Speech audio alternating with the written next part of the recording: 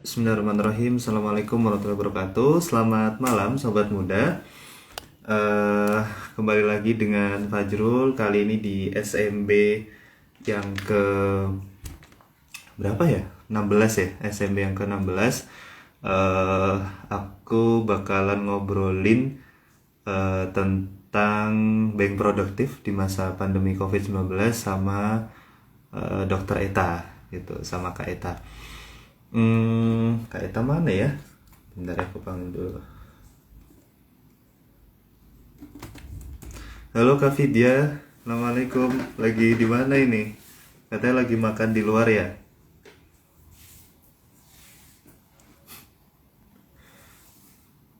Ini Kak Etanya mana nih? Gimana teman-teman kabarnya? Masih semangatkah di masa pandemi COVID ini? Kayak udah lama banget ya pandemi itu berlangsung, udah setahun lebih gitu ya. Ya kemarin alhamdulillah vaksinasi sudah mulai dijalankan gitu kan. Bahkan udah dua kali vaksinasi Pak Jokowi dan kawan-kawan, dan beberapa teman-teman nakes juga udah dua kali divaksin gitu kan. Ya semoga proses vaksinasi tahap pertama ini bisa berjalan dengan baik gitu. Eh, yang kemudian nanti harapannya bisa bentuk herd immunity ya di Indonesia. Walaupun kalau kita bicara prediksi itu ya kemungkinan di 2022 2023 itu masih seperti ini gitu. Jadi istilahnya orang, dan itu mungkin udah jadi kebiasaan baru gitu ya.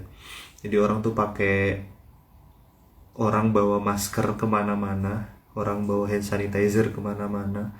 Itu udah kayak mungkin di saat-saat sekarang tuh bawa tisu kali ya, tisu. Ya sebelum ini pun, sebelum kebiasaan bawa tisu ini pun sebenarnya eh apa ya, ya manusia kan juga dulu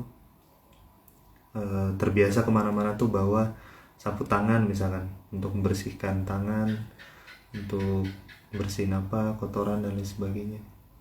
Jadi ya seperti ini. Tapi memang apa namanya, eh, kadang tuh jenuh, bosen juga gitu ya, apalagi buat teman-teman yang masih sekolah, yang lagi apa, masih mahasiswa gitu kan. Wih, Mas Firman, ini kalian di mana ini berdua? Oke, mohon maaf ya telat tadi sekitar 10 menit. Kita juga masih nunggu Kak Eta ini. Ya mungkin bagi teman-teman yang mau tanya gitu ya, teman-teman nanti bisa tulis di komentar gitu. Intinya kita pada malam hari ini mau bahas itu ya, jadi being produktif di masa pandemi COVID-19 kayak gitu. Dan narasumber kita pada malam hari ini Kak Eta. Kak Eta itu teman seangkatan ya di FKKMK UGM. Sekarang eh, kemarin sih terakhir katanya lagi daftar em, di rumah sakit gitu ya, cuma nggak tahu nih rumah sakit mana. Kemarin belum cerita detail dia. Terus em,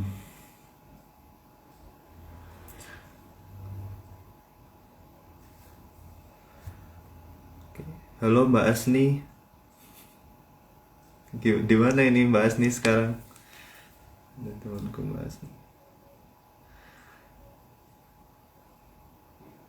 Iya, terus Eta ini dia juga apa ya? Em, Dulu tuh pas mahasiswa sering banget nge-MC gitu kan.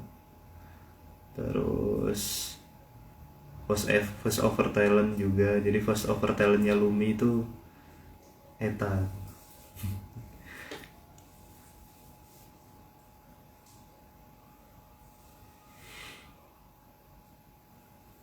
Etanya mana? Wih, waalaikumsalam. Di mana ini bahas nih sekarang? Di rumah atau di mana, As? Kapan ini undangannya kok belum nyampe-nyampe ke aku?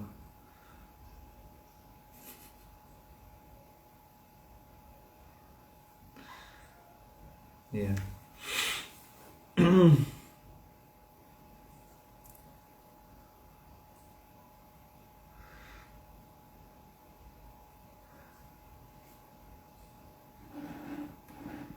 Ya sebenarnya kalau misalkan ngomongin apa namanya ngisi waktu luang di masa pandemi ini juga banyak banget ya kayak gitu.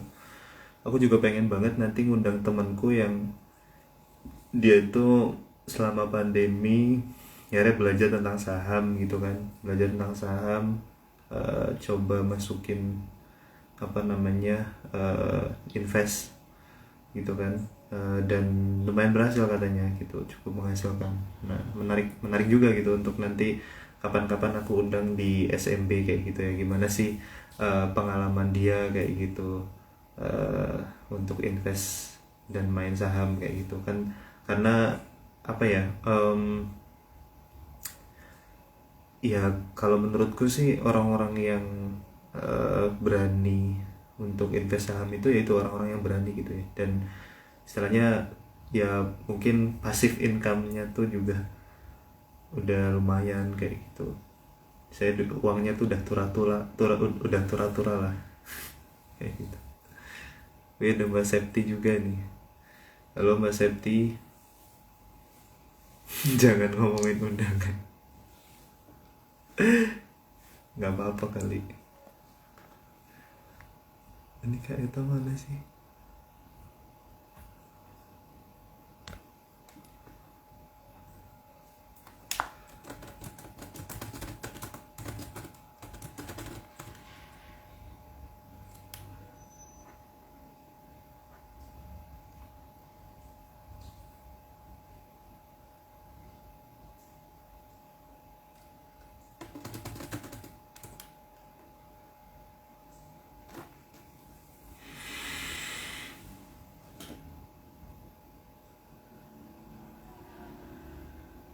Hmm.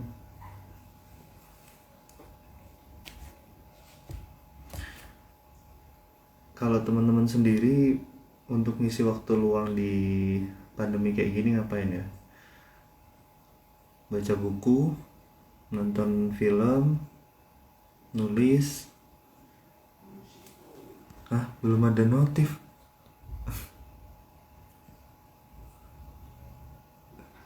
Eta harusnya masuk.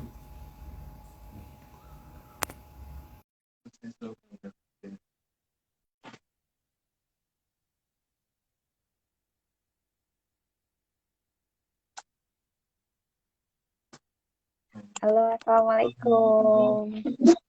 Aku tuh udah nungguin 10 menit loh. Nggak masuk notifnya, nggak ada, Oh baru muncul alah, iya barusan. iya. Enggak, biasanya tuh Iya, Pak. biasanya tuh teman-teman yang live IG bareng tuh kayak mereka nyapa dulu, maksudnya ngelambai gitu kan, terus baru aku undang gitu. Makanya aku nunggu tadi, aku ngomong sendiri terus, wah Eta nggak masuk-masuk, terus udah gaji gitu. Notifikasinya. Oh ya udah, iya. Notifnya baru masuk banget, mungkin ada gangguan kali ya. Oh iya, oke, Oke, nggak mohon apa-apa. maaf. Nggak apa-apa. Dimaafkan ya. Dimaafkan nggak ya? Oke, ini udah jam 20.35 ya, kita agak mundur sekitar 15-an menit tadi. Oke, tadi aku udah nyapa sih teman-teman yang ikut live sementara di sini. Kak Eta gimana kabarnya? Sehat? Baik, Alhamdulillah. Kita udah lama nggak ketemu ya, Mas Fajrul ya. Tahun loh. Terakhir ketemu kita 2020 soalnya. Benar-benar terakhir ketemu 2020, ini Iya 2021 kan, ya. makanya 2021 kita Udah belum satu ketemu tahun ya. udah ketemu. Iya, iya, benar-benar. Tapi baik, Oh, jadi mana Kak? Alhamdulillah. Sehat. Ini di Hmm. rumah, di kamar. Oh, di rumah. Oke. Iya. Tapi Mas Fajrul apa gimana namanya? kabarnya? Ini alhamdulillah sehat. Di Jogja apa di Cilacap ini sekarang? Di Jogja. Oh, di Jogja. Oke. Iya, di Ada Jogja. Mas Fajri nih. Halo Kak Mas Fajri, tadi yang habis live IG. Oh ya, ada Dokter Fajri ya. Selamat malam semuanya teman-teman yang sudah bergabung. Iya.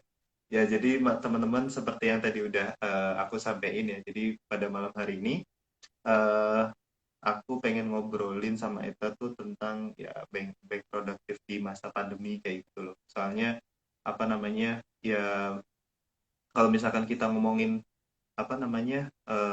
Pandemi ini kan udah kurang lebih setahun lebih gitu ya. Ya alhamdulillah Ya, di Indonesia ini proses apa namanya vaksinasi itu udah berjalan kayak gitu kan. Dan apa namanya walaupun masih banyak apa namanya evaluasi lah ya di sana sini, cuma memang ya kita patut mengapresiasi lah pemerintah untuk gimana caranya biar kita tuh bisa normal lagi kayak gitu.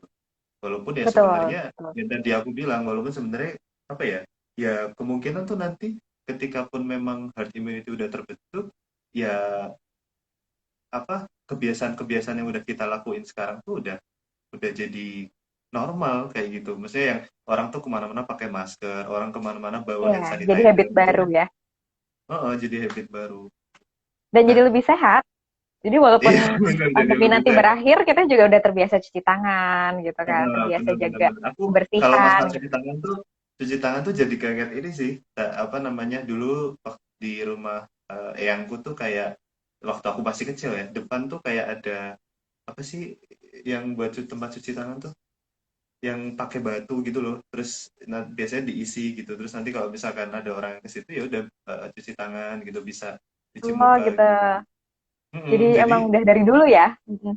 iya sebenarnya tuh apa ya, kalau aku apa ya sedikit flashback dan perhatiin, jadi orang-orang dulu tuh juga sebenarnya apa ya, mereka tuh apa namanya eh, bagus gitu loh untuk menjaga apa namanya kebersihan diri kayak gitu ya, itu istilahnya setelah mereka berpergian dari luar, ketika mau masuk rumah, karena di depan rumah tuh udah ada itu, ya udah cuci tangan dulu, cuci Mereka muka cuci dulu. tangan. Jadi ketika masuk rumah tuh mereka udah bersih kayak gitu. Betul. Mungkin sekarang lebih ditingkatkan lagi ya awareness-nya. Kalau mungkin dulu itu memang sudah ada, cuma nggak semua orang aware dengan kebiasaan itu, bahwa itu adalah sesuatu hal yang baik. Nah, sekarang semua Hmm, orang tingkat awareness-nya semakin ditambah gitu dengan adanya iya, pandemi ini. Jadi malah benar. jadi poin yang bagus gitu. Dan sadar nggak sih kita kayak setahun ini mungkin ini ya common cold flu yang biasa kita alami mungkin dulu kalau setiap berapa bulan sekali kita kayak nggak enak badan, meriang gitu. Iya, Sekarang iya, mungkin iya. udah jauh lebih berkurang ya nggak sih? Benar-benar. Aku Karena tuh, kita eh, ya iya benar-benar. penggunaan Gimana tadi? Karena, masker gitu kan, cuci tangan itu membantu kita buat mengurangi hal-hal itu common cold yang sering terjadi gitu, sadar atau enggak. iya benar. Aku ya setahun ini alhamdulillah apa namanya, alhamdulillah kayaknya belum sih, belum belum belum kena kapan kok kayaknya ya. Alhamdulillah gitu. Alhamdulillah. Aku kena sih sekali gitu. Tapi itu sangat jauh berkurang dulu kayak tiap 3 bulan atau 4 bulan kemungkinan Iya, besar. paling Lagi kalau setahun tuh berapa kecapean kali gitu gitu ya. ya. Hmm. Gitu. Pasti ada gitu kan. Jadi ya ada Iya. keuntungannya juga. Ya, kita malam ini tadi tak balik lagi kita ke tema ya, being produktif di Oke. masa pandemi gitu ya. Mungkin dari pertanyaan simpel dulu deh. Kayak ini selama pandemi gitu ya, biasanya ngisi waktu luang tuh gimana sih? Oke. Sebelumnya aku mau menyapa teman-teman yang udah join. Ini ada beberapa teman-teman Hmm. aku. Terima kasih sudah join ini. Malam ini kita mau sharing-sharing aja sih. Ya, jadi kalau pandemi ya, Jurul, kan pandemi ini dari bulan Maret ya, kalau WHO Hmm. menyatakan. Walaupun Di mungkin Indonesia. sebenarnya, ya di Indonesia, walaupun, Hmm. bukan maksudnya yang WHO menyatakan ini adalah Oh, WHO, oh menyerang ya. pandemi Hmm. sebagai sebuah pandemi kan udah dari bulan Maret. Walaupun mungkin sebelumnya Hmm. sebenarnya mungkin udah masuk ya ke Indonesia, cuma kan nggak tahu gitu. Ya. Kalau dari ketika terjadi transisi pas masa-masa bulan Maret, bulan April itu tuh pasti semua orang hampir ya mengalami shock, sebuah uh, apa ya, kaget Kaget ya. gitu ya. Ya. Ya ada culture shock gitu karena yang tadinya kita bisa jalan-jalan, yang tadinya kita bisa ketemu teman-teman, bisa ngelakuin apa aja dengan mudah ya gitu. Terus tiba-tiba jadi kita harus terkungkung, harus jaga jarak, harus di rumah, serba online dan lain sebagainya. Dan itu pasti suatu hal yang nggak mudah ya kan. Apalagi untuk orang-orang yang emang suka keluar kayak aku, suka ketemu teman, ketemu orang gitu tuh lebih seneng traveling dan lain sebagainya. Terus pasti akan mengalami kejenuhan tuh karena kita akan mostly di rumah kan, lebih banyak menghabiskan waktu di rumah lewat online, ketemunya udah nggak orang lagi tapi ketemunya gadget ya kan. Tapi di satu sisi justru kebetulan waktu itu pas awal pandemi itu aku masih ada kegiatan internship ya. Jadi masih itu baru berjalan sekitar 4 bulan internship. Jadi masih baru sepertiga waktu lah ya. Jadi kegiatan aku banyak di rumah sakit. Tapi ya cuma rumah sakit, pulang ke rumah sakit, pulang, rumah sakit, pulang gitu terus kan ya. Mau jalan, mau apa, gitu terus ya. nggak, iya gitu. Jadi mau jalan, mau apa udah nggak, aduh nggak bisa gitu. Karena udah takut dan lain sebagainya. Udah waktunya untuk di rumah aja. Kalau waktu awal-awal itu memang justru waktu luang nggak terlalu banyak ya. Karena waktu itu COVID juga masih belum jelas. Dalam artian untuk tata laksananya ke pasien, terus sistemnya gimana sih, dan lain sebagainya itu belum jelas. Kemudian banyak yang juga mulai tumbang, ya kan, dokter-dokter tenaga kesehatannya. Jadi shiftnya pada waktu itu sempat yang kayak kita lebih daripada biasanya. Jadi cukup tantangan yang cukup besar juga waktu itu. Jadi malah nggak terlalu banyak waktu luang. Tapi setelah sudah mulai ini nih, kita udah mulai kenal dengan COVID, udah mulai ada sistem yang oke, caranya begini, shiftnya bagaimana ngaturnya dan lain sebagainya. Terus waktu itu juga selesai internship, aku memutuskan untuk rehat dulu, rehat dari dunia klinis dulu. Disitulah aku banyak waktu luang, gitu. Nah, Itu di kalau bulan pertanyaannya adalah berapa tuh? aku selesai di bulan September. Jadi Oktober, November, Desember akhir tahun itu aku free dari kegiatan klinis. Ada sih, masih tetap jaga, tapi belum yang definite gitu. Ya. Nah, waktu itu udah mulai banyak waktu luang. Terus aku merasa kayak kemarin waktu aku jaga banyak waktu internship, waktu pandemi awal tuh kayak aku nggak punya me time gitu. Jadi kalau di rumah itu tidur udah gitu, istirahat gitu ya. Tidur terus nanti besoknya jaga lagi gitu Ya. terus.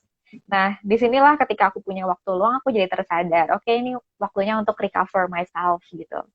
Kayak aku mulai menghabiskan waktu-waktu yang lebih banyak untuk diri aku sendiri gitu. Nah, karena ini pandemi ya, jadi kegiatan yang mungkin dulu bisa dilakukan offline, ketemu teman, jalan-jalan ya mau nggak mau harus lewat online, ya kan.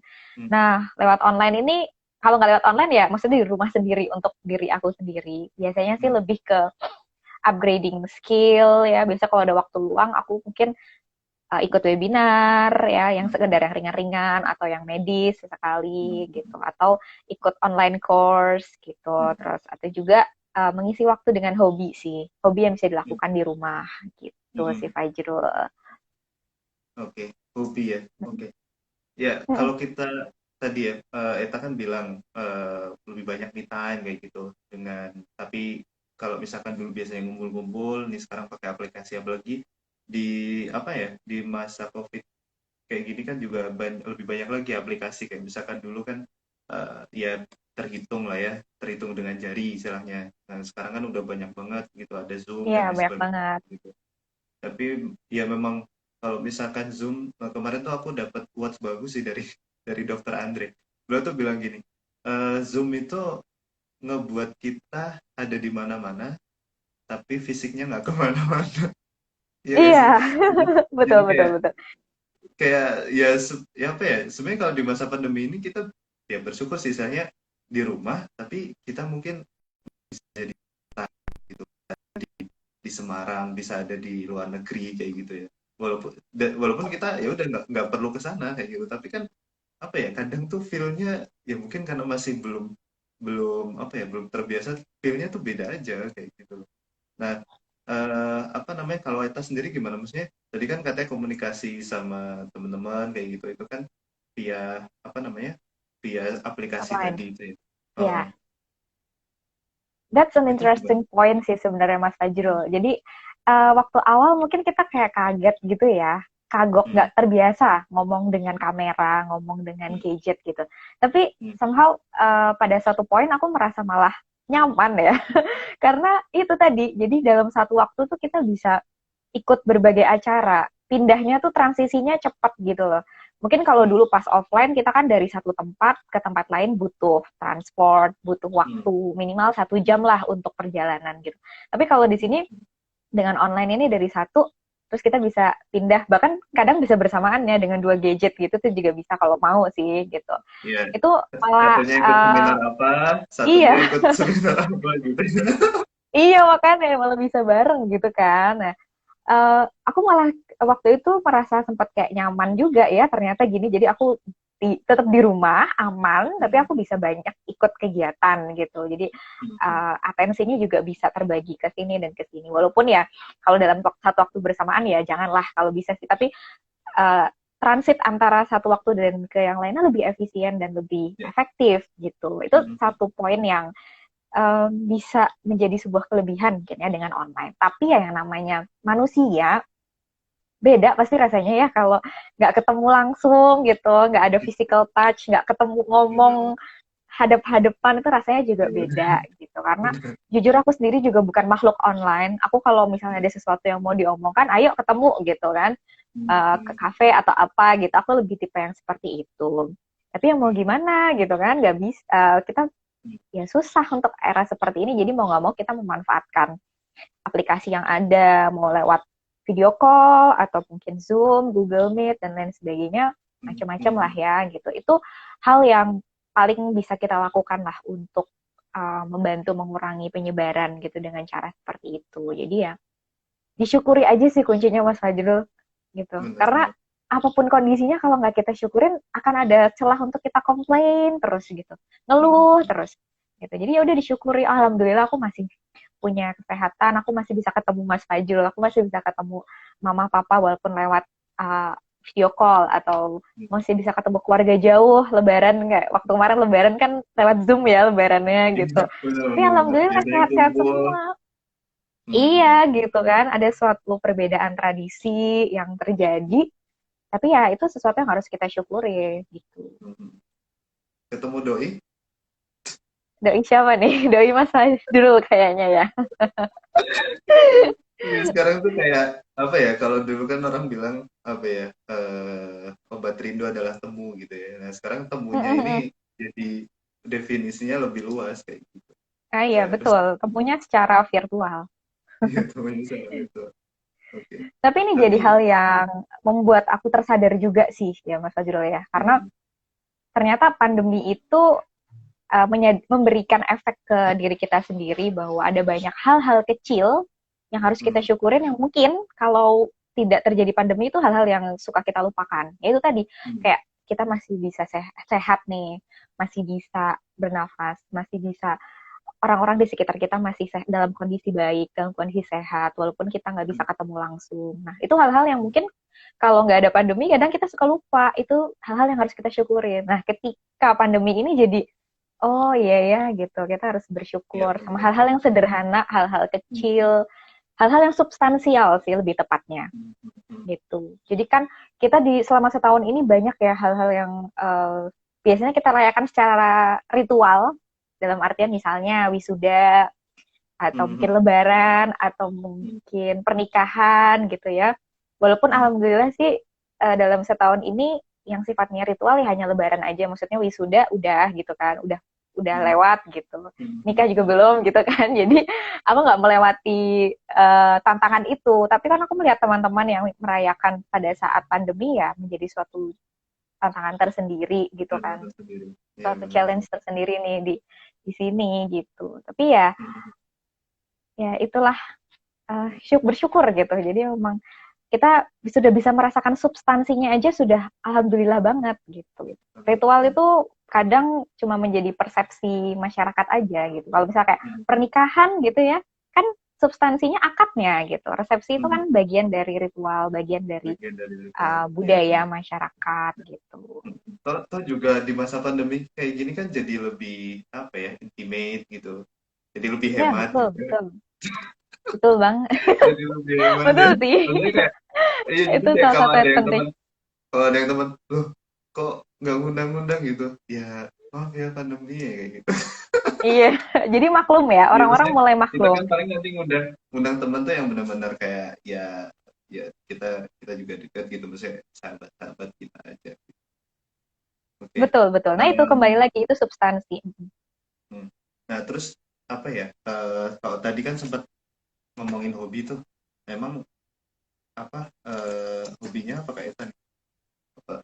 Aku, aku hobinya, kalau untuk hobi yang secara pribadi ya, yang untuk emang Hmm. fun ya, aku suka Hmm. menyanyi dan bermain musik gitu. Wih. Tapi itu aku tidak menseriuskan itu, dalam artian emang bukan untuk menjadi seorang profesional dalam bidang itu. Jadi cuma ya udah kalau lagi bosan gitu ya nyanyi-nyanyi gitu. Dulu zaman Kayaknya sebelum kayaknya pandemi sih teman-teman di hobinya sini nanti karaokean. setuju deh kalau nanti ada satu lagu lah ya dari Kak Etan. Jangan, jangan, jangan Mungkin bubar sebelum nanti diakhiri ya. nggak apa-apa, sebelum diakhiri nanti bolehlah satu lagu ya. Aduh, jangan, ah, malu, Kok malu, malu malu? bubar nanti. Kayak gitu. Oke, menyanyi, Kalau main musik, terus ya betul. Terus itu yang apa namanya yang sifatnya hobi ya gitu. Tapi kalau hmm, ngomongin tentang sesuatu yang aku senengin dan aku passion di situ ya tentang public speaking ya, dari mulai MC, voice over, atau aku hmm, banyak bermain di situ. Udah cukup lama hmm, juga gitu hmm. sih. Nah, Kalau olahraga paling paling renang ya. Cuma karena pandemi itu aku juga takut untuk ke kolam renang jadi ter-off kan gitu. Rehat gitu.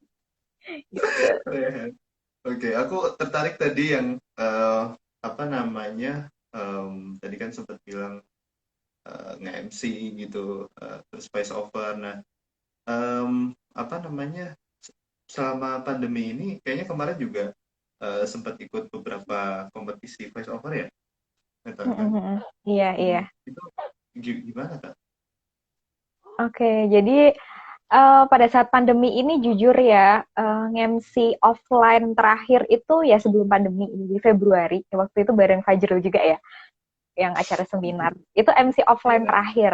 Karena Maret udah Oh, mulai yang ini ya, dinyatakan yang pandemi. 83 ya, 83. Iya betul betul. Hmm. Nah, mulai Maret sudah pandemi, seminar offline sudah mulai tidak direkomendasikan, akhirnya berganti dengan online ya kan.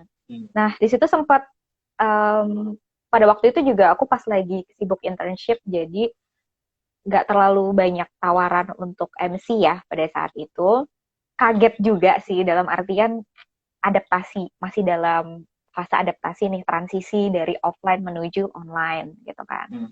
Terus ini baru setelah itu udah mulai ada, oh caranya begini ya kalau kita bermain dalam dunia entertainment di dunia online tuh seperti ini gitu. Nah, barulah aku mulai MC lagi tapi via online gitu. Tapi nggak sebanyak yang dulu pas offline ya, karena kan sebenarnya kalau MC online uh, ya tidak se apa ya, tidak beda aja sih sama Iya, offline gitu. Dan benar. Apalagi biasanya ya, ya kalau misalkan langsung kayaknya kan enak ya. Maksudnya kita kadang bisa langsung interaksi juga gitu kan. Kalau iya misalkan betul. Dan kalau semua misalkan pas teknik-teknik dalam MC-nya itu lebih banyak yang di offline ya. Kalau di nah online itu tuh. ya gitu ya kurang gitu. Ya tetap ada sih tekniknya, tapi kurang bisa dieksplor gitu dibandingkan dengan yang offline. Tapi online juga tetap ada tekniknya gitu. Terus Kalau uh, kalau moderator gimana tuh? gimana? Kalau moderator kan misalkan MC moderator, Ya, apalagi kayak moderator kita kan juga harus menghidupkan suasana tuh. Ada nggak ya, mungkin eh, trik pas online kayak gini? Pernah kan beberapa kali kita kemarin jadi moderator juga gitu. iya, Saya oke, biar ya. biar apa ya? Jadi Kadang moderator. kadang tuh kan tantangannya adalah ketika misalkan seminar online gitu ya.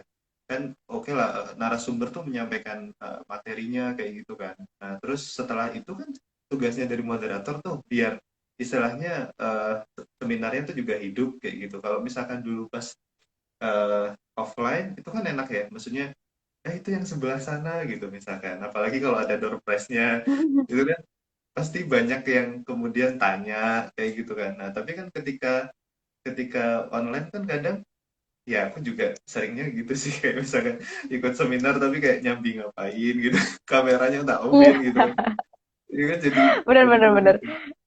Iya, itu tantangan tersendiri sih ya. Jadi untuk menjadi seorang public speaker di via online itu harus pintar-pintar untuk menggait hati para audiens, karena mereka online tuh bisa banget distraksi terjadi. Saya kayak hampir 80% tuh pasti ada distraksinya kan, karena mereka di rumah tuh, ya kan. Terus mereka juga nyambi kegiatan apapun bisa, karena ya mereka ada di rumah gitu, ngapain-ngapain. Nah itu kembali lagi ke gimana cara kita menghidupkan suasana. Biasanya sih interaksinya memang terbatas ya kalau lewat online, tapi sebisa mungkin ada interaksi. Jadi kalau bisa tanya live, maksudnya tanya langsung on kamera pesertanya, kemudian nanyain langsung. Kalau itu memungkinkan waktunya, kita bisa bangun interaksi dari situ gitu. Tapi kalau nggak memungkinkan ya terpaksa harus lewat chat gitu ya. Tapi kalau chat kan kesannya jadi kayak kita cuma bacain pertanyaan gitu ya. Kalau live itu bisa membangun sebuah, ya beda lah kalau kita nanya sendiri dengan kita dibacakan pertanyaannya tuh pasti chemistry-nya akan beda. Itu pertama. Terus biasanya kalau moderator ya, biasanya kalau moderator kan bangun sesi tanya jawabnya biar lebih hidup. Yang kedua tuh libatkan peserta sih dalam hal apapun, mau itu diskusi, mau itu mungkin ada kuis dan lain sebagainya, itu libatkan peserta untuk supaya mereka, oh aku masih ada di dalam forum ini, masih ada di dalam sesi ini gitu. Itu kalau moderator. Biasanya kalau pembicara justru malah lebih banyak nih area yang bisa dicakup gitu. Kan mereka lebih bebas ya untuk menghidupkan suasana. Jadi mereka bisa banget kayak misalnya di tengah presentasi gitu stop share screen, terus habis itu nanyain pesertanya misalnya, Mas Fajrul ada pendapat nggak tentang ide yang tadi saya sampaikan barusan misalnya gitu. Terus nanti mereka langsung gelagapan gitu kayak, oh ya on kamera gitu ya tiba-tiba. Tapi jadi terasa terpanggil. Merasa terpanggil, jadi kayak, oh iya ternyata aku diperhatikan gitu. Jadi selama ini aku diliatin gitu. Kadang itu sih salah satu triknya gitu. Itu kalau di yang lain. Kayak gitu. Itu memang salah satu tips and trick ya. Selain dari konten yang dibawakan ya. Itu salah satu aja. Nanti mungkin kita bahas sedikit di belakang.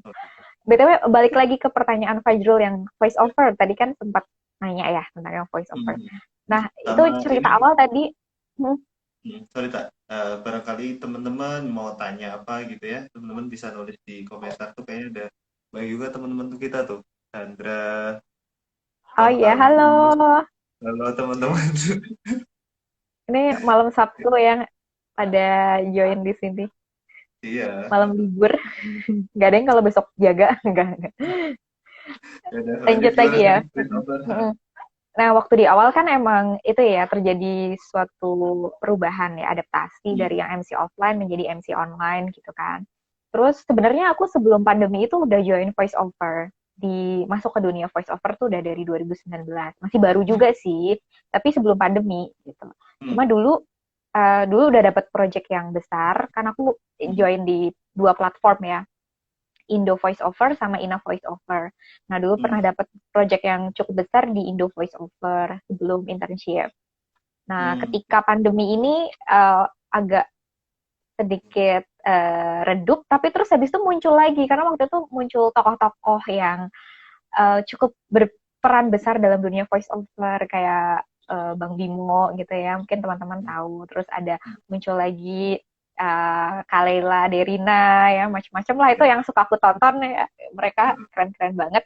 Nah, muncul itu terus jadi voice over jadi sesuatu yang wow gitu, karena voice over itu kan memang ya bisa dilakukan jarak jauh, bisa dilakukan di rumah kalau misalnya kita punya studio sendiri gitu. Terus di rumah ini aku juga ada mini studio ya, walaupun nggak studio banget ya, tapi ada alat untuk rekamannya, recordernya, kemudian mikrofon dan lain sebagainya itu memang disediakan oleh bapak aku gitu. Tapi itu jauh sebelum pandemi gitu, jauh sebelum pandemi. Nah, terus ketika pandemi ini yang buat radio tuh kan? Iya, betul ya, ngisi radio juga gitu rekamannya. Nah, ketika itu ya udah akhirnya jadi banyak berkarya juga. Walaupun sekarang aku lebih sering kadang cuma pakai alat punyaku sendiri sih, kayak clip on yang kecil gitu, nggak pakai yang studio yang di atas karena itu di atas, lantai atas gitu. Yang penting bisa dilakukan dari rumah gitu. Cuma kalau untuk yang sifatnya profesional yang di 2 platform tadi, aku harus datang ke studio sih. Karena lebih kompleks ya proses rekamannya, kemudian itu juga tanggung jawab mereka ke klien, dan kliennya ini profesional kan dalam dunia jasanya, jasa profesional. Tapi kalau untuk yang pribadi aku sendiri, kadang bisa aku set di rumah gitu. Hmm, iya, Sama iya. di Lumi juga, di Lumi Iya, Lumi di Lumi. Ini Studio. tadi bos Luminya sudah bergabung tadi di awal, tapi Oh nggak iya, tahu ya. halo Firwan. Oh, tapi nggak tahu ya. Di Lumi juga dapat opportunity untuk ngisi voice over. Nah, Iya. begitulah kira-kira perjalanan voice over, dan semakin ke sini orang-orang juga semakin mulai tertarik, mulai Hmm, apa ya, dapat attention lah gitu. Dan itu semakin iya. menguntungkan juga ya, dalam artian ketika rate-nya naik ya, semoga rate untuk Hmm. voice over Tapi talentnya juga naik gitu. tapi sebenarnya voice over sendiri kan ini juga sebenarnya udah lama banget ya sebenarnya. Oh, udah, Ya kayak misalkan betul. apa namanya apa biasanya kan di iklan kayak gitu kan, Mm-mm, untuk iklan betul, terus betul, betul. apa namanya ya pengisi acara di radio dan lain sebagainya. Terus sebelum sebelum rame sebelum rame orang-orang bikin vlog di YouTube itu juga kayaknya dulu pada bikin podcast juga kan kayak gitu, entah di apa tuh dulu aku lupa, SoundCloud atau apa sih kayaknya tuh, Oh ya, dulu sebelum ya, sebelum sebelum di ada Spotify ya. Spotify gitu-gitu. Kayaknya Betul, betul. kayaknya aku pernah dengerin dulu soalnya. Jadi istilahnya orang-orang tuh pada bikin itu konten-konten apa namanya suara gitu di SoundCloud dan lain sebagainya. Tapi apa ya? Kalau menurut Eta sendiri eh, apa namanya? Ya itu tadi perkembangan voice over sekarang tuh gimana sih? Maksudnya em, apakah eh, dia itu akan jadi suatu tren yang terus bisa terus dinikmati, atau ya paling di masa-masa kayak gini aja kayak gitu. Oke, kalau menurut aku sih itu suatu kesempatan yang cukup ya progresif dan menjanjikan untuk kedepannya ya, karena orang-orang juga semakin tahu ternyata ini tuh ini adalah suatu skill yang bisa dipelajari. Jadi voice over tuh juga ada tekniknya, bisa Hmm. dipelajari. Jadi nggak mesti yang, kan orang-orang kadang suka gini ya, ah itu emang suaranya udah bagus dari lahir gitu ya, tapi waktu dulu aku lahir nggak langsung suaranya kayak gitu kali ya gitu kan. Mesti kan ada, itu sesuatu hal yang bisa dipelajari. Dia ada Oh, berapa persen yang memang itu bakat, timbre suaranya memang sudah bulat atau udah bagus dari sananya gitu. Tapi kalau dia hmm, nggak pernah berlatih gitu, ya sama hmm, aja gitu. Nah, buat orang-orang yang mungkin suaranya cempreng atau mungkin kayak kurang mantep gitu ya, itu bisa dilatih gitu, bisa banget. Yang mungkin Mas Fajrul juga tahu, maksudnya Eta kalau ngomong setiap hari itu nggak ada bulat-bulatnya, ya iya, kan? iya. Mungkin Coba teman-teman dong, aku coba, juga coba, coba. nggak Enggak, coba aja. malu. Coba dikit aja, dikit satu satu apa ya? Satu kalimat aja gitu. Biar Apa teman-teman di nih? sini juga. Hah? Apa ya? Apa tentang apa? Dekat situ ada apa? Dekat situ ada apa? Ya misalnya Deket ada situ ada makanan atau ada apa gitu. ada Seperti itu. ada minuman. Ada Ada minuman. minuman apa nih? Ini Oh, jadi iklan. oh ya, oke, oke. Itu di iklan ya. Iya sih. Jadi iklan. Eh, ini aja apa namanya pengumuman di mana ya? Di publik. Oh ini aja di ini di terserah Eta mau milih mau di dalam pesawat atau di dalam kereta. Waduh, aku kalimatnya jujur malah nggak hafal ya. Gimana kalau aku googling dulu kalimatnya? Announcement gitu ya. Announcement. Coba aja, maksudnya apa namanya ya sekaligus teman-teman barangkali pengen belajar nih kayak gitu, tanya teknik. Waduh, ini jadi sesi ini nih, belajar voice over gitu.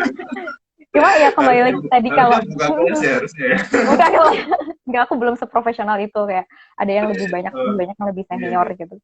Cuma aku cuma Hmm, pengen menyampaikan tadi itu aja, karena emang kalau aku lagi ngomong biasa sama ngomong di depan mic itu kayak beda banget. Iya, dan hmm, semua orang mengakui itu karena emang itu sesuatu yang bisa dilatih, bisa ada teorinya, bisa dipraktekkan, hmm. dan itu skill tuh semakin dilatih ya semakin bagus gitu. Jadi Iya. kalau Tapi kan nggak ya tapi dilatih, Eta sendiri kan juga dari dulu kan, maksudnya dari kapan? SMP atau SMA? Mulai kayak maksudnya nge-MC gitu, terus mungkin jadi pembicara gitu. MC. Maksudnya itu kan juga secara nggak langsung tuh, terutama MC sih ya, ketika MC kan juga istilahnya MC itu kan ada yang sauku ya, ada MC yang formal misalkan pas acara atau apa, sama MC yang informal misalkan ketika acara-acara party misalkan apa namanya, em, ya acara-acara family gathering atau apa yang lebih santai gitu kan, itu kan juga pasti ngebantu Eta banget kan untuk Iya, kemudian menemukan apa namanya, oh kalau misalkan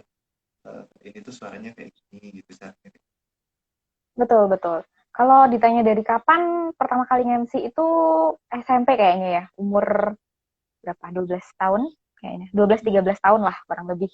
Iya. Itu dulu pertama kali MC-nya sih masih yang MC pensi. MC kalau dulu zaman SMP kan ada pentas seni gitu ya, Iya. pentas seni, terus Ini, perpisahan apa ini ada. perpisahan SMP kelas 3 itu loh. Nah, itu aku MC-nya baru sebatas itu. Yang belum ada bayaran sama sekali karena anggota OSIS gitu kan biasanya disuruh untuk jadi panitia atau apa. Nah, itu pertama sih dari situ. Terus Ada Mas Bimo nih, SMA Mas Bimo juga. masih gabung nggak? Ini Mas Bimo Nesian ini dari Cilacap loh, tak? Ya, Aktivis ini. siapa? Siapa? Itu Bimo Wah, Nesian. halo Mas Tapi nggak Bimo. tahu nih, halo Aku juga dari Bimo, masih Cilacap. gabung nggak? Nggak kenal tapi ya, tak ya? Bimo Belum Nesian. kenal. Kita kenalan di sini, Bro. Halo Mas Bimo.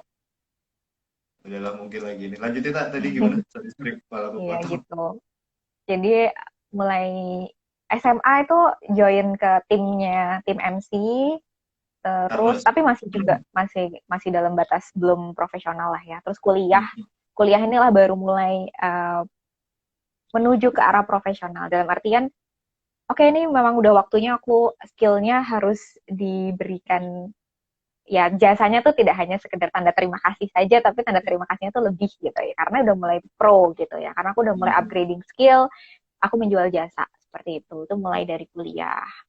Itu ya Itu cukup sangat berperan banget sih, karena voice over itu sebenarnya kalau teman-teman mungkin pernah kepo-kepo teman-teman orang-orang yang voice over tuh backgroundnya rata-rata dari announcer, dari penyiar radio, punya penyiar radio. radio. Karena tekniknya sama sih gitu, intinya Tekniknya sama. vokalnya, intonasi, artikulasi gitu. Jadi kebanyakan MC penyiar radio itu juga mereka disuruh voice over juga jago gitu. Jadi makanya banyak gitu. Makanya kita disebut sebagai voice talent. Voice talent tuh general, in general, yaitu MC, announcer, voice over talent, dan lain sebagainya. Talent-talent yang menggunakan voice, menggunakan suara untuk menjual jasa mereka. Bahkan Begitu. sampai ikut gabung jadi tim MC Wisuda nggak sih kalau nggak salah itu? Iya, waktu kuliah itu aku juga join di tim MC Wisuda UGM. Jadi kalau teman-teman yang di UGM, dulu mungkin Itu dia jangan-jangan ada namanya Iqbal juga. dibacakan oleh aku gitu. Oh, ada Iqbal Iqbal juga ya. Iqbal Iya, teknik Iqbal tadi kan juga. ada juga. Yang Iqbal juga kemarin join di MC Wisuda. habis sidang tesis.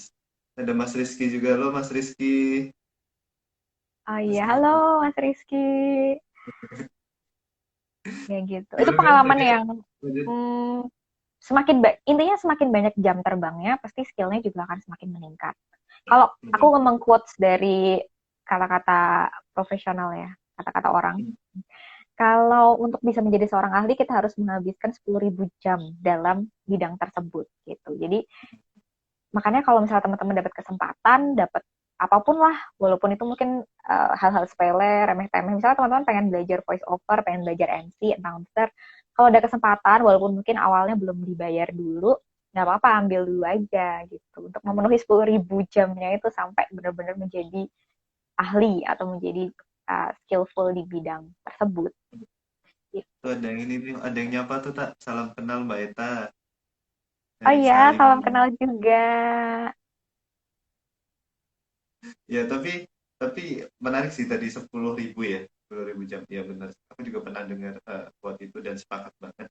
Gitu ya. Tapi kadang kadang tuh orang ini ya apa namanya, ya apalagi di apa ya, milenial ini dia terkenal itu banyak ide, banyak gagasan, pengen ngelakuin banyak hal, tapi dia tuh nggak apa ya istilahnya, nggak sustain gitu loh. Jadi gampang banget terdistract Ya. gitu. Istilahnya eh ini lagi rame tuh, yaudah ke sini misalnya belajar voice over gitu misalkan. Tapi terus itu tadi mungkin baru baru sebentar kayak gitu, terus kayaknya orang-orang pada ini bikin startup kayak gitu, nggak gitu bikin startup kayak gitu misalkan.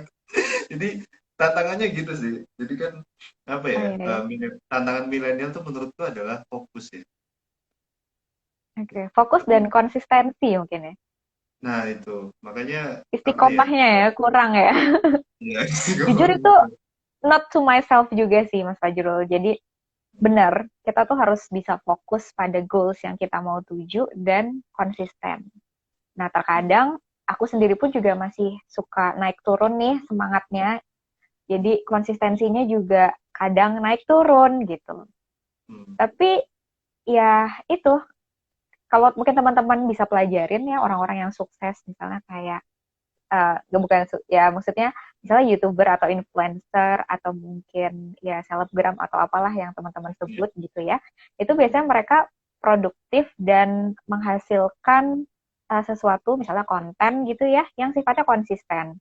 Mungkin dari hmm, awal mereka belum banyak followersnya, belum banyak likersnya gitu, tapi mereka konsisten di satu bidang itu terus, misalnya public iya, speaking, ya udah public hmm, speaking mereka terus gitu ya, ketika iya, dia fokus dan konsisten ya dia akhirnya hmm, bisa mendapatkan goals yang dia tuju gitu.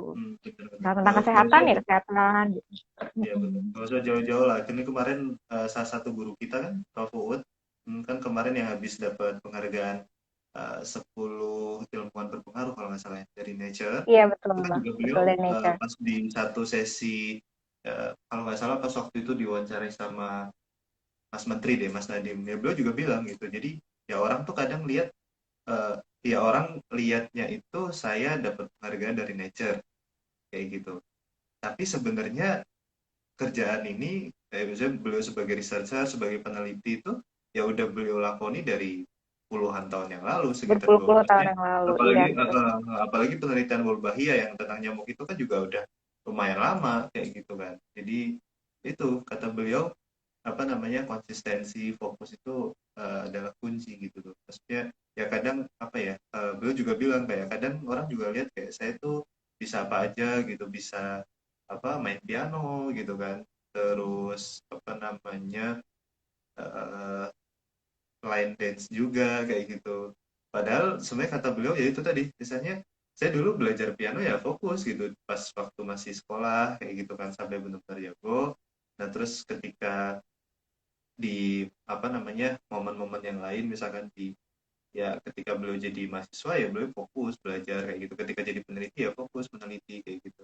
Tapi pada akhirnya ketika diakumulasikan di usia-usianya beliau yang segitu, ya istilahnya semua keahlian yang dulu sudah benar-benar fokus dan beliau sudah ahli tuh eh, bisa beliau persembahkan kayak gitu loh menjadi suatu karya Betul, yang luar betul banget. Itu hasil konsistensi yang dalam biasa. waktu yang tidak sebentar ya, Hmm, pasti hmm, hmm, fokus dan hmm, konsistensi dalam waktu berpikir. Dan itu sesuatu hal yang nggak mudah gitu. Pasti bosen, pasti kayak pengen menyerah dan lain sebagainya. Nah itu yang juga menjadi catatan buat diri aku sendiri sih ya. Jadi hmm, dan tantangan anak-anak muda betul yang tadi disampaikan Fajrul gitu. Karena itu hmm, yang hmm, membuat hmm, hmm, kita suka berhenti di tengah jalan adalah ketika kita nggak konsisten.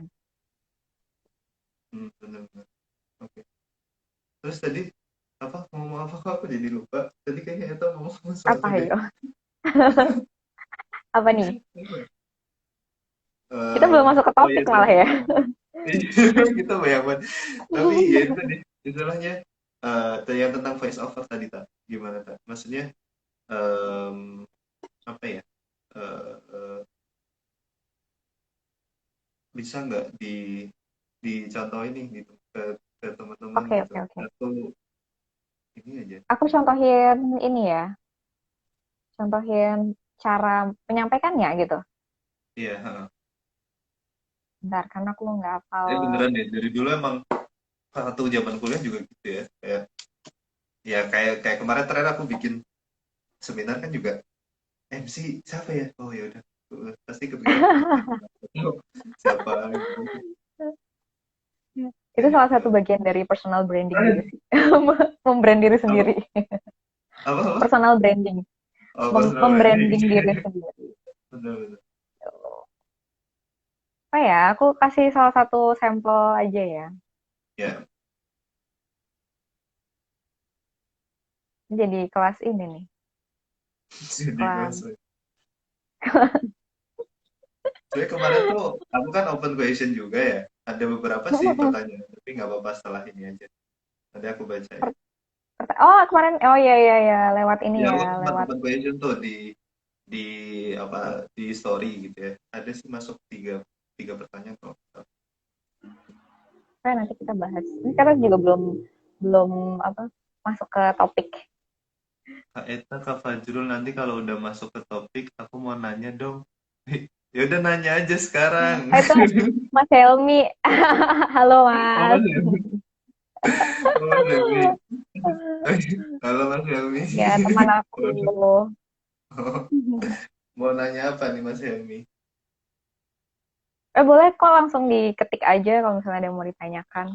Sebenarnya udah masuk topik sih, tapi kita yang Udah kemana-mana. sih, tapi iya belum ya intinya belum, tapi udah mulai masuk kok gitu. Iya. Gak apa-apa kalau Mas Helmi mau ngetik-ngetik di situ. Kayak ini mau praktek beneran. Ya, nggak apa-apa. Dikit aja. Karena mau teman-teman di sini juga penasaran gitu ya. Gimana Sedikit sih aja ya. bedanya? Jadi um, kalau intinya sebenarnya sama ya, semua voice talent itu yang penting adalah kita dari voice-nya itu sendiri. Jadi maksudnya dari volumenya, kemudian bagaimana kita mengartikulasikan kata-kata A, I, U, E, O-nya, Hmm. kemudian dari intonasinya gitu. Nah, uh, beda-beda setiap setiap jenis kan voice talent tuh ada banyak ya. Maksudnya ada yang misalnya pramugari dalam memberikan announcement, kemudian ada yang khusus announcer di penerbangan di ini bandara. Itu mereka kadang punya standarnya sendiri-sendiri. Mungkin kalau teman-teman bisa YouTube, bisa googling gitu ya, mereka ada yang intonasinya itu harus seperti ini gitu. Ada juga yang boleh bebas gitu. Nah, kalau voice over yang dalam bentuk iklan itu kita kembali lagi ke kliennya, misalnya mau dibikin yang hype, yang kayak wow gitu. Ada yang pengennya suaranya deep gitu. Nah itu kembali lagi ke klien. Jadi masing-masing gitu ya. Oh, iya iya. Berarti Itu teknik tuh banyak ya? betul. Jadi kalau intonasi dan mood yang mau dibangun itu kembali ke kita sebagai apa di situ dan kliennya atau audiensnya itu mendengarkan kita sebagai apa. Itu lebih ke situ. Nah kalau untuk yang ini aku mau contohin apa ya? Yang voice over iklan aja kali ya. Atau apa maunya? Boleh. Terserah. Senyamannya aja. Iya iklan aja kali ya gitu. Karena iklan kan Iya, bebas ya. boleh. Ini aku karena pakai iklan inilah eh, apa ini? Betul. Kristalin ini bukan aqua. Pip. Harusnya tadi nggak usah disebutin juga iklan apa ganti-ganti aja namanya. Oh gitu. Tapi itu masih ada mereknya ya. Ya udah nggak apa-apa. Ya aku coba ya. Ya coba. Bapak Ibu, silahkan beli Kristalin.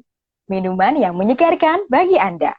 Silahkan beli di toko terdekat dan kesayangan Anda. Gitulah kira-kira ya. Jadi Ini luar emang biasa. beda kan? Jadi Iya ketika betul aku betul betul. ngomong sama Kok ketika itu udah itu mulai teknik voice apa tuh? over, biasa Berarti sih itu itu enggak cuma ya, biasa ya. intinya vokal kemudian intonasi artikulasi kembali lagi Hmm. sih disesuaikan itu untuk apa kalau untuk iklan ya kalau yang tadi pengen dibangun sih lebih pengen yang lebih hype gitu ya tapi kalau ada Hmm. juga yang deep ada yang middle gitu nah itu tergantung masing-masing Hmm. Iya gitu iya iya iya. ada yang nanya ya Jurul Iya ada yang nanya tuh Kak Helmi tuh. Jadi ini mau gini nih mau Kakak. jawab pertanyaan atau gimana? Monggo Fajrul karena moderatornya. Oh ya, nggak apa-apa. Jadi kita kan biar interaktif sama teman-teman nih di sini gitu. Eh, Pertanyaan yang aku nanti dikip dulu aja. Ini dari Kak Helmi. Jadi gini nih kakak, banyak teman-temanku yang menjadi korban PHK karena pandemi. Nah kira-kira sebagai anak muda, apa yang bisa kita lakukan untuk membantu mereka? Coba share pengalaman dong. Gimana kak? Pertanyaannya berat ya. Terima kasih Iya Mas benar Helmi banget. sudah menanyakan. Jadi memang ini menjadi suatu hal yang banyak terjadi ya di lingkungan sekitar kita, banyak yang di PHK karena efisiensi dari perusahaan masing-masing dan berbagai alasan lain ya, yang kita tahu bahwa sekarang nggak cuma satu pihak aja yang susah, tapi kayak hampir semua aspek kehidupan itu kena ya kan, dari mulai ekonomi, kesehatan, pendidikan, macam-macam. Jadi kita harus gotong royong lah untuk menghadapi ini. Nah, yang paling banyak ya yang jadi apa namanya perhatian juga ya masalah ekonomi terkait dengan banyak yang di PHK juga. Jadi banyak yang nggak dapat pekerjaan lagi untuk sustain, padahal sekarang lagi susah-susahnya nih keadaan ekonomi gitu kan. Nah, pertanyaannya sebagai anak muda apa yang bisa kita lakukan? Ini sebenarnya agak menyinggung juga dengan topik kita menjadi produktif di masa pandemi. Karena kalau sebagai anak muda ya, kita punya kelebihan banyak nih. Kita itu knowledgeable, ya. Kita tuh punya bekal yang cukup potensial, yang seharusnya tuh kita bisa menggali potensi itu diarahkan menjadi sesuatu yang positif, gitu. Kita kan pasti kalau anak muda ya akan cenderung lebih mudah dalam mengakses internet, menggunakan gadget, menggunakan aplikasi. Nah, itu sebagai seorang anak muda yang baik, seharusnya kita menggunakan potensi itu untuk diarahkan. Kita punya kemampuan untuk, misalnya, selama ini bisnis yang dijalankan offline. Nah, kita sebagai anak muda nih bisa membantu dengan cara membuat itu menjadi online. Mungkin kalau untuk orang-orang tua atau yang sudah generasi di atas kita kan agak kesusahan ya, butuh adaptasi yang lebih lah gitu. Tapi kalau anak-anak muda kan jago lah, easy peasy lah gitu. Maksudnya megang gadget kan sudah dari kecil biasanya ya gitu. Jadi akan lebih mudah untuk bisa membantu mentransform dari yang offline menjadi online. Nah, itu bisa salah satu hal yang bisa kita sarankan ya, kalau misalnya ternyata memang sesuatu sudah terjadi nih PHK gitu. Kembali lagi sih kita hal yang bisa kita lakukan adalah mengembangkan diri kita sendiri, dan kalau memang kita dalam kondisi yang potensi kita itu bisa dijadikan sesuatu yang menghasilkan, misalnya kita senang nih dalam dunia apa ya, masak memasak misalnya. Terus ketika pandemi kita menjadi korban atau orang tetangga kita jadi korban PHK misalnya. Ternyata beliau itu orang yang suka memasak, jago masaknya gitu. Tapi beliau mungkin sudah senior ya, artinya kalau suruh ngelayanin pembeli lewat chat, lewat ini tuh udah kesusahan gitu. Nah, kita mungkin sebagai anak muda punya peran di situ untuk membantu menyalurkan, mentransform itu yang dari siapa tahu kita bisa jadi adminnya, atau kita memberikan jalan bagaimana sih caranya kalau ini mau dijual lewat online gitu, lewat Instagram kah, atau lewat GoFood kah, dan lain sebagainya, sebut merek, lewat ojek online kah gitu ya misalnya. Itu sebagai salah satu potensi kita sebagai anak muda gitu. Yang sering tuh terjadinya kadang ya kita tidak peduli sih ya, kadang itu juga menjadi bumerang sih bagi anak muda, karena anak muda itu sebenarnya potensial, tetapi kita mungkin cenderung tidak peduli dengan sekitar kita, atau cenderung individualis ya, cenderung untuk ya udah itu urusan dia, itu urusanku gitu kan, kadang seperti itu. Nah, itu yang mungkin harus kita sedikit kikis pelan-pelan, apalagi di masa pandemi gini, karena kita nggak bisa ngadepin itu sendirian. Pandemi itu masalahnya terlalu kompleks, dan aspek yang dikena, yang dituju itu banyak, nggak cuma masalah kesehatan aja gitu. Itu salah satunya sih Mas Helmi. Kalau jujur kalau untuk yang kasus ini, kalau aku sendiri belum pernah terjun langsung, maksudnya membantu yang korban PHK gitu tuh belum ada pengalaman langsung, tetapi aku melihat beberapa teman-teman aku, relasi aku yang mereka cukup inspiratif untuk membantu orang-orang yang ternyata harus berhenti pekerjaan. Nggak cuma PHK ya, kadang ada mereka sebenarnya udah punya usaha, terus ternyata terpaksa berhenti nih akibat pandemi gitu. Kayak waktu itu penjahit, ada penjahit tuh apa ya, omsetnya turun ya, jadi karena pesanannya juga turun kan. Sekarang orang kalau mau jahit buat kemana gitu kan, buat keluar juga jarang, kondangan juga jarang gitu kan, jadi pasti mereka turun banget. Nah, salah satu relasiku ini mengubah dia punya ide, terus akhirnya mengumpulkan teman-teman orang-orang bapak ibu penjahit yang mungkin sekarang penghasilannya sudah sangat turun untuk membuat ini apa namanya scrub, membuat Scrap. baju jaga ya Ya. yang sekarang notabene sangat dibutuhkan oleh semua tenaga kesehatan gitu karena kita udah nggak boleh pakai jas dokter, udah nggak boleh pakai yang dulu kita pakai lah jas-jas dan lain sebagainya itu sekarang udah ditinggalkan, kita pakai scrub sekali pakai, maksudnya sekali langsung dicuci gitu ya, terus pakai hazmat gitu. Ada juga yang mengubah bentuk produksinya menjadi produksi hazmat gitu juga. Ada beberapa hazmat yang bisa dipakai sustainable gitu. Nah, itu salah satu contohnya. Kita punya kelebihan untuk ide-ide dan gagasan karena anak muda itu pasti ya tadi yang Mas Fajro bilang ya, idenya tuh banyak gitu. Nah, terkadang kalau yang senior-senior yang sudah generasi di atas kita mungkin udah terlalu apa ya capek memikirkan ide gitu, nggak muncul idenya gitu. Nah, kita sebagai anak muda bisa punya peran tuh untuk memberikan gagasan ke mereka-mereka, terus menyalurkan gimana sih caranya gitu. Mungkin itu sih. Oke, sepakat banget sih sama Kak Eta. Mungkin menambahkan sedikit ya kalau boleh. Tapi lebih ke hal di luar itu. Jadi kadang tuh gini, ya mungkin apalagi sebagai ya mungkin kita tenaga kesehatan atau apa kayak gitu ya. Yang harus kita aware juga adalah ketika mungkin ada di sekitar kita, entah teman kita, tetangga dan lain sebagainya, mungkin kena PHK dan lain sebagainya, menurutku sebagai rasa empati juga kita harus coba memperhatikan gitu. Maksudnya apakah dia perlu untuk kemudian healing kayak gitu, yang istilahnya paling nggak membantu biar mentalnya itu tetap stabil kayak gitu.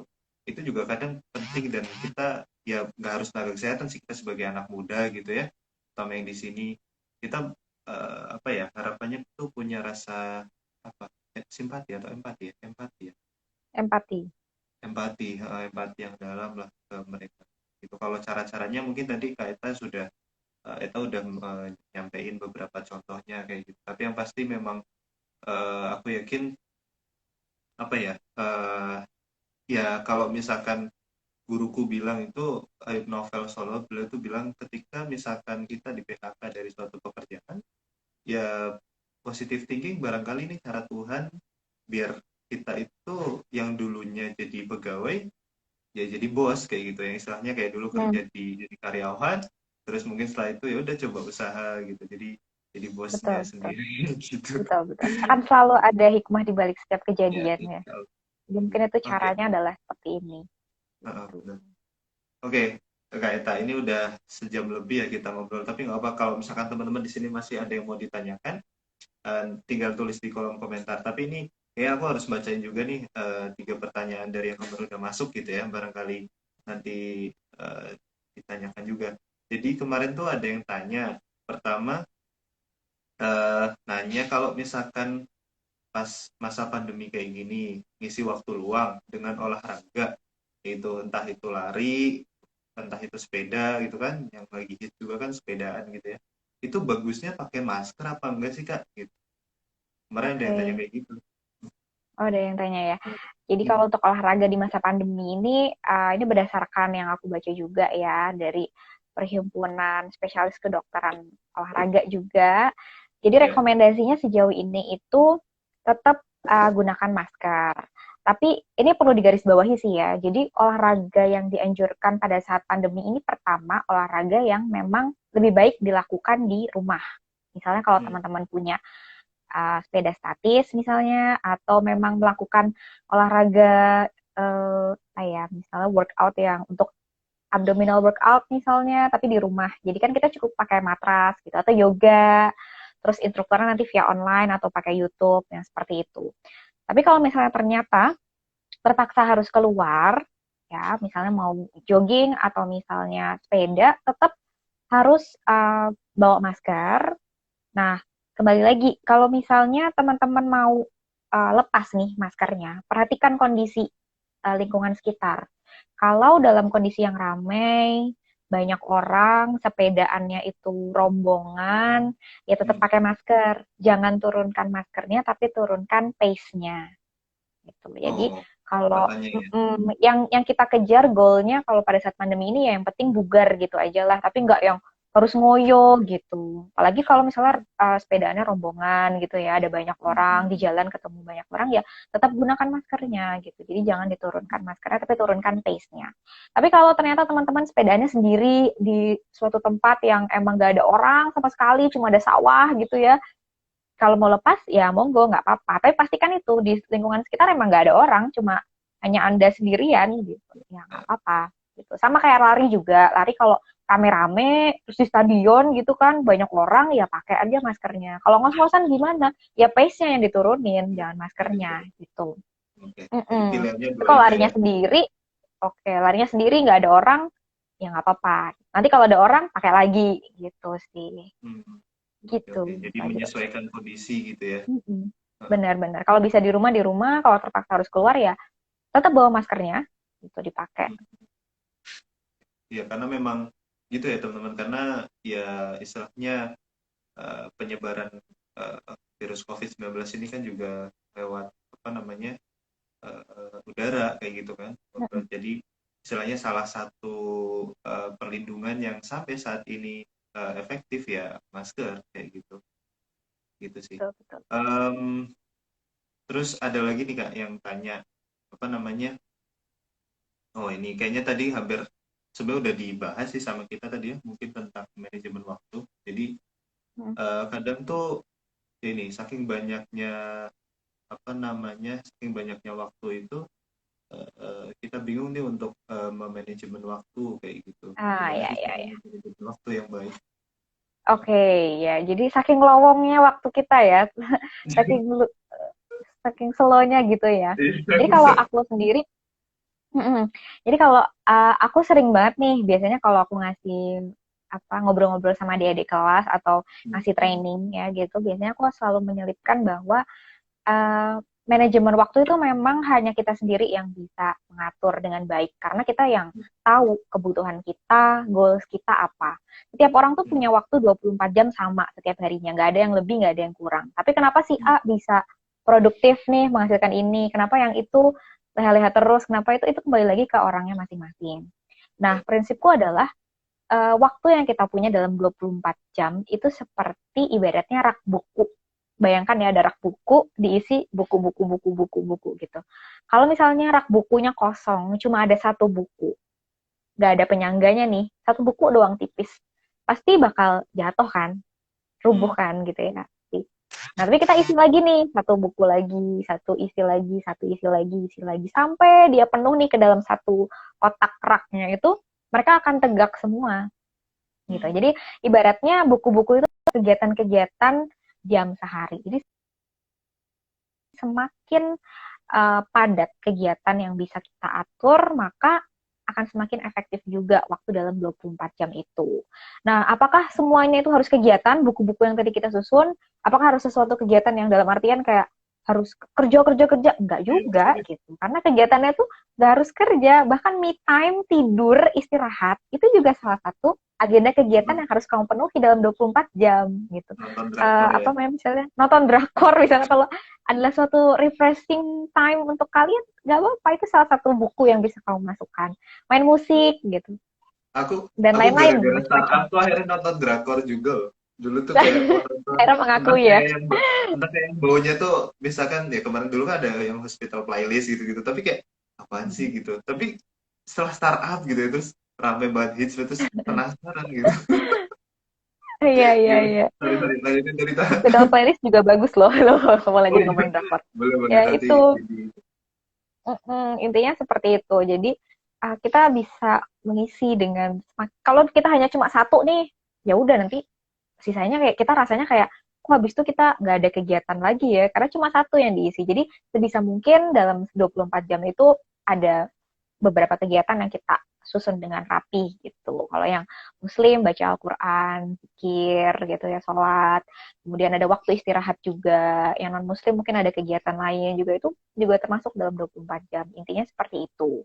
Nah, kembali lagi sih ke konsep, jadi gini Jurul, kalau aku sendiri dalam menggunakan 24 jam waktu dalam sehari itu aku lebih konsepnya adalah investasi waktu. Jadi kalau ditanya gimana caranya ya aku menginvestasikan waktuku untuk apa? Ya ada lebih ke pertama untuk diri aku sendiri sih. Aku menggunakan, kadang orang berpikirnya gini ya, ngapain sih Eta apa ya, misalnya ngapain Eta ikut course public speaking, misalnya ngapain Eta ikut les nyanyi atau apalah segala macam, misalnya ada yang bertanya seperti itu.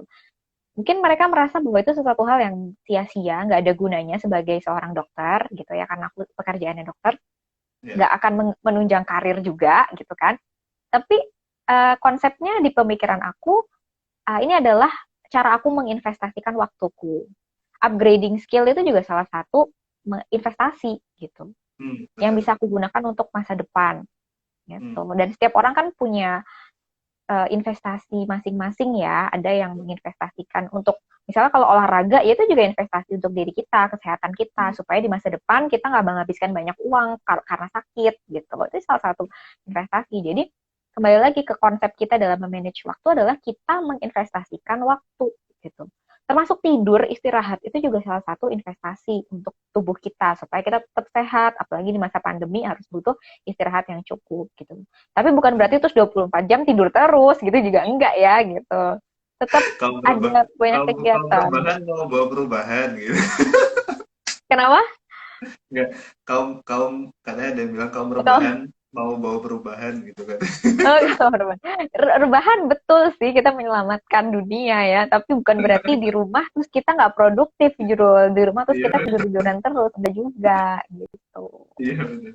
Ya, tapi kadang ada yang itu, ada yang menyalahkan itu kayak itu, mentang-mentang pandemi gitu. Terus ya zaman sekarang tuh di saat pandemi tuh kaum rebahan tuh udah bawa perubahan gitu katanya. Betul sih, tapi terus bukan berarti kita rebahan terus ya. Ini mungkin nyambung Iya, juga sih, betul. Jurul, dengan gimana cara menjadi produktif ya. Iya, iya. Kalau tips dari aku sendiri sih ya, pertama tetap know yourself first gitu. Jadi pandemi ini somehow bikin aku mengenali diri aku sendiri. Sebenarnya aku tuh orang yang gimana, butuhnya apa, goals yang mau aku dapatkan dalam hidup ini tuh apa. Nah itu, jadi kenali diri sendiri. Yang kedua, set the goals. Pengen apa sih jangka panjangnya, jangka menengah, jangka pendeknya. Aku pengen punya tujuan apa. Oh, aku pengen lanjut sekolah supaya bla bla bla. Oh, aku pengen berangkatin ibadah haji orang tua. Aku pengen bla bla bla. Pasti semua orang punya goalsnya masing-masing. Iya. Itu tinggal ditetapkan aja. Tetapkan, breakdown itu menjadi hal yang lebih kecil dan lebih bisa diraih gitu. Benar. Nah, kalau prakteknya sih dalam hidup aku, biasanya aku membagi itu selain kayak jangka panjang, menengah, pendek, terus aku bagi juga ke dalam to-do list per hari gitu. Jadi kira-kira apa sih yang bisa aku lakukan dalam sehari Hari ini. ini? Kalau misalnya kayak kalau dulu sih aku pakai buku jurnal ya, itu sangat membantu sih. Planning kayak buku jurnal gitu, jadi agenda planner gitu ya. Jadi aku punya tujuan apa, terus kalian to do list yang hari ini, besok, minggu depan dan lain sebagainya, itu sangat membantu. Apalagi dulu waktu aku SMA kan aku belum boleh, nggak boleh pakai gadget ya waktu di asrama. Jadi aku pakai buku. Nah tapi sekarang setelah ada gadget, aku pakai aplikasi-aplikasi yang tersedia, widget-widget yang tersedia, disinkronkan juga ke Google Calendar. Jadi aku tahu apa sih yang harus aku lakukan di hari ini, esok, bulan depan, tanggal sekian, itu udah ada jadwalnya. Gitu. Jadi itu akan lebih enak sih, karena kalau kita cuma ngeset yang jangka panjang banget, itu kayak, alah masih jauh gitu. Itu masih kayak 2 tahun Awal. lagi, itu masih kayak 3 tahun lagi gitu. Kalau nggak di breakdown, kita nggak ada langkah untuk menuju ke sana gitu kan. Jadi breakdown lah itu sampai ke hal-hal yang kira-kira ini reachable, ini bisa untuk dicapai untuk aku sehari-hari gitu. Terus Betul. produktif sendiri itu ya juga kadang banyak orang yang suka menyalahartikan ya, dalam artian kalau ngelihat produktif tuh harus sesuatu yang menghasilkan uang, harus Ya. selalu yang ada barang atau mungkin ada bentuk fisik dari apa yang kamu lakukan gitu. Enggak ya, itu aku mau menginginkan, enggak, produktif tuh bukan tentang uang, enggak semuanya tentang uang. Karena kembali lagi itu ke mindset dan konsep pemikiran kita. Itu tadi investasi waktu kita untuk diri kita di masa depan.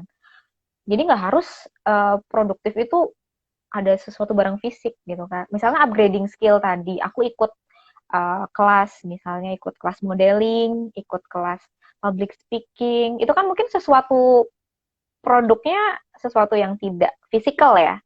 Tapi itu nanti untuk investasi aku di masa depan yang bisa membantu karir A, B, C, D, dan lain sebagainya gitu. Jadi nggak harus yang sesuatu yang seperti itu. Terus kadang ada juga yang ini ya, misalnya biasanya teman-teman yang sudah jadi ibu rumah tangga atau yang udah punya anak, gitu kan merasa kayak aku tuh nggak produktif karena aku udah punya anak, udah punya suami, jadi ya kerjaanku tiap hari di rumah dan lain sebagainya. No gitu, kayak aku berusaha meyakinkan mereka bahwa ibu rumah tangga itu juga sangat produktif loh gitu, jangan salah gitu, karena mereka juga upgrading skill dan develop their personal gitu loh, karena mereka punya skill-skill yang baru yang mungkin aku belum punya gitu. Gimana cara ngasuh anak, gimana cara bikin MPASI, gimana cara membersihkan rumah, melayani suami dan lain sebagainya dalam waktu yang 24 jam, produktif banget menurut aku. Walaupun mungkin Apalagi tidak di semua masa orang kayak tahu. gini ya. Hmm. Betul Maksudnya apalagi gitu. di masa kayak gini, maksudnya tadi yang Eta bilang ibu-ibu rumah tangga kan juga istilahnya apa ya, malah ya apa ya, malah bersyukur gitu. Jadi misalkan mau ikut seminar tentang parenting Nah, apa iya atau iya benar benar masak benar atau benar. apa kan itu tadi Uh, istilahnya bisa di rumah, tetap di rumah tapi tetap dapat ilmunya Bisa kayak gitu. nyambi. Betul Hmm. banget. Itu juga bagian dari produktif. Dan nggak semua eh, bentuk dari produktif itu harus dipamerkan ya. Dalam artian kadang kita namanya hidup namanya wang sinawang ya kalau orang Jawa bilang, apa yang Iya, kita lihat itu kadang tidak seperti itu juga gitu. Kadang kita suka FOMO, kita suka insecure dengan pencapaian orang. Kok dia produktif banget sih, bisa bikin ini, bisa bikin itu, bisa dapat prestasi ini, prestasi itu gitu. Tapi padahal kita juga bisa produktif dengan versi kita sendiri. benar benar Gitu. benar banget. Hmm. Wah, Sinawang. Iya. Mm-mm. Itu juga not untuk diri aku sendiri sih. Kadang kita suka membandingkan ngelihat orang lain, apalagi timeline ya, kalau scrolling timeline, ih kok dia udah S2, kok dia udah ini, udah itu, udah ini, udah itu. Iya benar-benar. Udah stop yang Kok seperti dia itu, kayak kok dia udah fokus ke diri residen kita. gitu ya kayak. Fokus ke diri kita aja. Iya, iya, iya. Oke, oke. Oke, ngomongin Wang Sinawang nih ada apa namanya? Dulu tuh ada apa ya? Quotes ngenes lah malah ya. Wang Sinawang ya. Jadi kata temanku dulu, Wang Sinawang, aku nyawang kowe, kowe nyawang mas kae gitu. Jadi Aduh, itu cinta bertepuk sebelah tangan itu namanya mah. iya bener. Iya kan? Wang Sinawang, aku nyawang kowe, kowe nyawang mas kae. Oke, Iya. balik lagi aja. Oke, ini teman-teman sebelum kita mungkin tutup karena udah 1 jam lebih ya kita ngobrol nggak kerasa ya Teh ya. Ada nggak Iya, pertanyaan ternyata udah mungkin 1 jam. Tadi ada bagi pertanyaan yang masih ketiga? bergabung? Belum Apa? ya? Pertanyaan ketiga udah ya tadi ya, Jul? Udah Katanya sebenarnya tadi udah masuk oh, udah input kejawab ya. tadi sih. Oke, Yang oke, fokus oke. tadi itu kayak gitu. Oke, ya bener banget sih. Terus mungkin tadi nyambung nyambung ini ya, nyambung yang Eta udah ceritain gitu. Jadi apa ya, baru banget sih kemarin aku dapet quotes yang menurutku menusuk banget sih bagiku juga. Jadi cukup simple ya. Jadi quotesnya tuh no or never gitu. Jadi sekarang atau nggak sama sekali gitu. Jadi kadang tuh apa ya, ya itu tadi kita di masa-masa kayak gini tuh apa ya mikirnya, wah masih pandemi, jadi santai kok aku pengen ini besok aja lah kayak gitu. Mau bikin ini besok aja lah kayak gitu. Akhirnya besok-besok terus nggak jadi-jadi kayak gitu. Iya, Ya iya, iya. kayak ini sebagai refleksi diriku juga sih kayak banyak banget. Aku kan juga tipe yang banyak banget yang punya ide tapi terus menunda-nunda kayak gitu. Nah kemarin tuh dapat quotes itu tak. Jadi now or never gitu. Kalau menurut Eta sendiri gimana? Maksudnya dari quotes itu gitu. Hmm. Kalau untuk procrastinating tuh emang satu hal yang jadi PR aku juga, Jul. Karena Hmm. itu salah satu syaitan terbesar ya. Menunda itu Bener. kayak kita punya banyak to-do list, terus kayak, ya udahlah itu bisa dikerjain besok, itu masih bisa minggu depan, itu masih bisa dan lain sebagainya. Tapi kalau bisa dikerjakan sekarang, kenapa enggak? Gitu. Nah, itu yang Ya, suka, itu angel satunya, sisi satunya. Jadi kalau syaitannya lagi ngomong nih, udah besok aja gitu. Tapi kalau yang satunya bilang, ya udah kalau sekarang kenapa enggak gitu. Itu PR juga buat aku, karena aku sekarang juga kadang-kadang masih suka menunda. Karena emang Iya. setan bisa bekerja dengan berbagai cara ya, Jero ya. Tapi aku setuju kok itu, maksudnya ya itu kembali lagi bahwa penundaan itu adalah sesuatu yang akan pasti akan mengganggu timeline kita selanjutnya. Karena kita juga nggak tahu apakah besok ada waktu nggak, umur kita masih ada nggak, gitu kan nggak ada yang tahu ya. Jadi kalau sekarang kita bisa kerjakan, ya ayo kerjakan gitu. Mumpung ada waktu, mumpung ada umur, gitu. Nggak akan ada yang tahu nanti terjadi apa, besok terjadi apa, dan lain sebagainya. Lagi bisa dikerjakan, maksimalkan. Mantap. Siap, makasih Kak Eta udah apa namanya ngobrol banyak nih di malam Ya, Sabtu ini, dan sama-sama. makasih juga teman-teman yang udah gabung gitu ya. Kayaknya ini udah lumayan malam juga ya, udah mau jam 10. Mungkin Iya, betul. sebelum ditutup ada nggak nih closing statement gitu, apa yang pengen disampaikan dari obrolan kita malam ini? Kayak gitu. Oke, closing statement kalau menurut aku, teman-teman, terutama juga note to myself ya. Jadi dalam menghadapi hidup ini, kita kuncinya adalah Kak Diel, syukur, halo. sabar. Kak Ah, Diel. ada Kak Diel. Jadi malu, udah mau closing Kak loh, Diel. Kak. Lanjut, lanjut, sorry. Apa tadi aku dilupakan mas closingnya. Ada Kak Diel terdistraksi. Iya, jadi hidup itu kuncinya 3 ya. Jadi syukur, sabar, dan ikhlas. Itu yang selalu aku tanemin juga di diri aku sendiri. Kalau kita bisa bersyukur, ya kita gak akan banyak komplain, gak akan banyak mengeluh dalam hidup ini. Kayak ya mengeluh tuh hal yang wajar sih bagi seorang manusia, tuh manusiawi banget. Tapi kembali lagi kita berusaha untuk bersyukur, berusaha untuk sabar, berusaha untuk ikhlas gitu.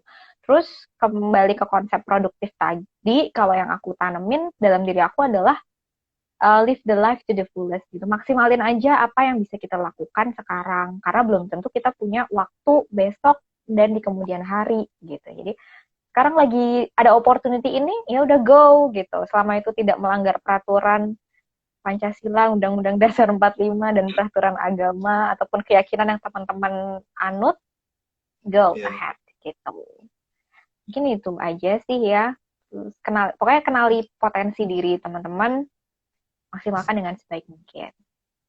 Mumpung lagi banyak waktu juga ya pas lagi pandemi kan, jadi kenali diri teman-teman itu menjadi satu hal yang penting dan teman-teman punya banyak kesempatan untuk itu.